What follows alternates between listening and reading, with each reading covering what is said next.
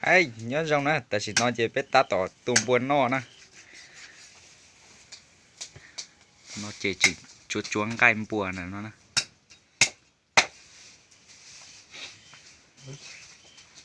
cái một sông nhu nó phải có sông ha xong thì cháu thạch hết rồi phải xem chơi của kít tà kén rồi chuyện nó ta sông bây giờ sao lại coi cháu à Cái gì? cái Không khác thật thiên tôi đi nào. cái trồng cha sao có khác Tan là chú mà có chữ là thế thiên tế rõ nè cha là cái tao nè đã là chỉ từ cho này tôi lại đang sương sương nè có sự trang thế mà đó sai lên nè chắc là chỉ từ cho này tôi lại có cái gió to cũng dùng cái nhỏ xíu xíu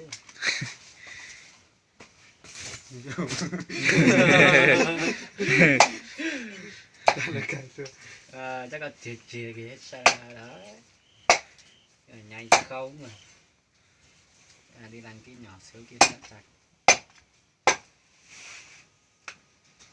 Thì mình sẽ không khác thế. như Thì nên chọn thế nó là thế mới phải tính nó thì thâu nó cái nó là cái tông đánh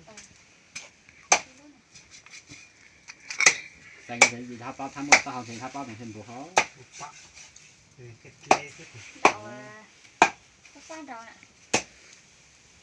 pha tỏ nó nè ta tỏ mò nè một đó là một nọ chứ mà ta chó thì chỉ chó con nhá xem nè Quan trọng thì cô ở các ban đã đậu có một đã mấy lu ít có cốt thay nè. Nó có ít trong nó hay lúc xong nè. mò của tao xé nè tao xé thì xí một chút đâu nè Có thử đốt thay. mà ta tỏ xé nhỏ là thế này lúc này 21 rồi Hắn mua à? Không phải hắn mua à? nó hòn này ý tổng mới nó hòn sống po từ từ nè chó cừ thế này xe hủ luôn này thế Sao giờ nhớ đọc có chê là hết rồi. Có bộ. Có con chỗ đã con chia một trạc tí cậu mà nè. rồi trong miếng ai chơi như có chó có cừ cho nó cái chỗ cho mình này không cái gì thế khó to ha không tôi ô cha nè Hả? không người ta chỉ Hai giờ trả thằng cái cái này nè cậu mà nè.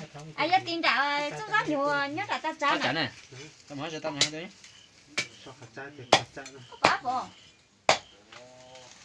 Cái gì không phải sao trả. giống một tôi này